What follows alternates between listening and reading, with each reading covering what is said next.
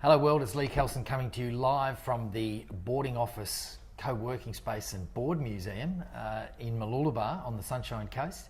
And I'm here on behalf of Invest Sunshine Coast, and I've got with me Daniel McKinnon from Appfactory. How are you, Daniel? I'm great, how are you? I'm good, mate. We're just checking out this amazing place. As an old surfer dude, this is pretty impressive. Yeah, I love this place. It's we've had a few homes. They've all been good. When we moved to the Sunshine Coast, we were at the Innovation Centre for a while, which was great. Then we had our own office for a little while before moving in here. Those other places were all great, but this kind of feels like home to us, especially me loving the beach and getting down the road to Mooloolaba for a swim at lunchtime. It's a pretty fantastic way to be. It's fantastic. And so just before we talk about Appfactory and a bit about your background, just talk us through what is this? It's like a museum of longboards and all sorts of different boards. Yeah, so it's run by a guy called Keith Grisman, local from here on the coast, and he's an avid surfer and surfboard collector, obviously. Obviously. So we have a cafe downstairs, which is just about to reopen.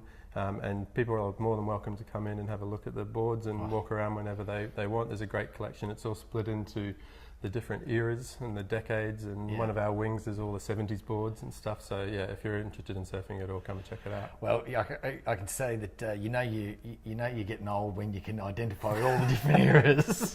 I know. Yep. I saw a couple of little 20s out there. I remember that was one of my first boards.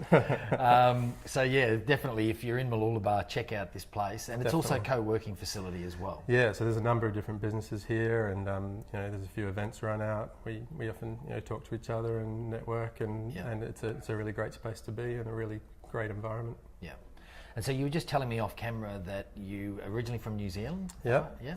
Yeah, so I grew up in New Zealand, but I did the last couple of years of school down in Brisbane. And then I did my university degree in software engineering and computer science down at Griffith University. Before, straight after university, heading off to London, as lots of people do, with maybe a year or two in mind. And about 9 years later, made the trip back into Australia and into Sydney before. So I spent another 7 or 8 years in Sydney before heading up to here about 6 years ago. Right. And the Appfactory, tell us about the Appfactory. Yeah, so the Appfactory was launched. I was working as a software architect in big corporate gigs. And about the same time that I was starting to get really sick of it, they were also, the $1 million projects were starting to become a thing of the past as people moved towards a different way of doing things and, more agile approach.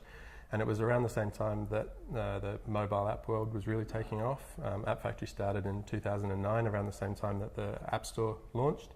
So we've been doing this as long as anybody's been doing this. Yeah. And it really did start as a side project and just got to be heaps and heaps of fun, and we got more involved, and then it became a full-time gig for what we were doing.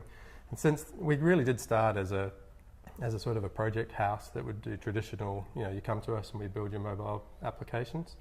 But over the years, especially the last 2 to 3 years, we've really evolved, and we're starting to, we've been building our own projects. So now we do probably about half our work is on our own projects and half our work is on client projects. Right. But we tend to focus in the areas of safety and health and accessibility. Right. So that's really where my interest is, especially in things like health. We do a lot of work with the Sunshine Coast Council as well as Noosa and Gympie and some other councils with regards to water safety from wastewater systems and how they're produced. So we like to use our technology to do those sorts of things. Yeah. And so the decision to relocate to the Sunshine Coast, how did that come about? Well, we were living in Sydney, in Bondi at the time, in a fairly small 2-bedroom apartment. Yeah. We had a nearly 3-year-old boy, and we had another one on the way, and it was really a decision point where we went, we can't live in this unit anymore with a second one on the way. Yeah. We did love Bondi. Sydney was getting a bit much in terms of the hecticness and the craziness of it. But to be honest, the main thing was we can't afford to buy a big place near the beach that's going to do it. And I love the beach, as you can see, as to this place where we've picked. And I was like, I really want to live near the beach. And so we actually came up here for a Christmas holiday with my wife's parents. And my wife's in media, she's a journalist, so she does quite a lot of television work. Right. So the main driver was, we think we need to be in Sydney or Melbourne for her work. And while we were up here, she got a bunch of calls for TV appearances. And she said, oh, I can't do it because I'm on the Sunshine Coast. And they said, don't worry, just go down there and we'll do a cross and it'll be fine. And we went, that's interesting. Okay. So then we said, let's give it a year. And that was 6 years ago. Haven't looked back. Right, fantastic. And so the growth of the business in that 6 years, has that been a positive growth curve for you? It's been an up and down journey, to be honest. Yep. It's been the eventual curve is up and really, really positive. Yeah. What it's really meant is that we've really focused on the things that we want to do and the things that we want to be building, and we've got rid of the noise of just doing projects to get the money in the door. Obviously, money in the door is really important. Yeah. But it's allowed us to because it's a slightly unconventional place to try and grow a business, I guess. Hopefully it won't be in the future, but at the moment it was a bit of a risk. Yeah. So it's really enabled us to focus on what we wanted to build in those areas, like I said before, of that safety, health, and accessibility. So we actually had to leave a few clients just because we wanted to focus on the things that we really wanted to do. Right. Yeah. So we kept some of our great clients in the areas of medical. There's a great Sunshine Coast-based business called MediMobile that we do a lot of work with. We do a lot of work with the deaf and hearing impaired out of a company down in Brisbane, and with all the council stuff that I mentioned. So it's enabled us to really focus on what we wanted to do and not worry so much about fighting in the rat race. Yeah. If that makes sense. I think my experience is it's always a compromise when you start a new business, that you there's work and projects that you really want to do, and then there's get the work through the door and sort of just for the purpose of cash flow. Cash flow's king, right? Exactly. Yeah. And there's a bit of an element of you sort of feel like you sell your soul sometimes just to get the work through the door.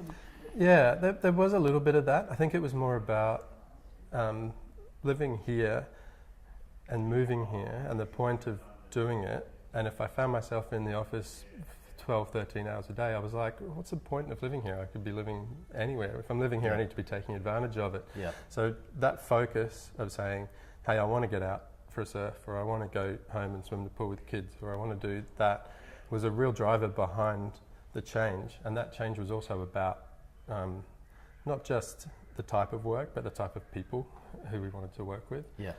So everyone who we work with now, from clients, project partners, staff, contractors, they're just a lovely bunch of people, and it just makes life so much nicer. I think someone famously said business would be so much easier if you didn't have staff and customers. Yeah. Yeah.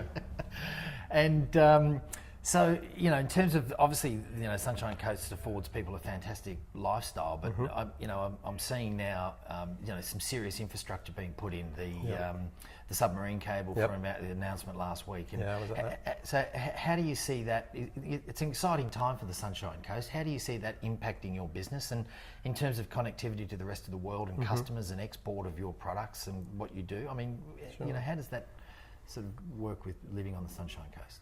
Well, I think that there's a couple of things about that. I mean, we're obviously incredibly connected, and I probably wouldn't have moved the business here if I really had to be based somewhere physical. Yep. I didn't expect that actually so much of my business would be locally based here, which was a very pleasing surprise. But it really means that we work as a fairly distributed team in different locations.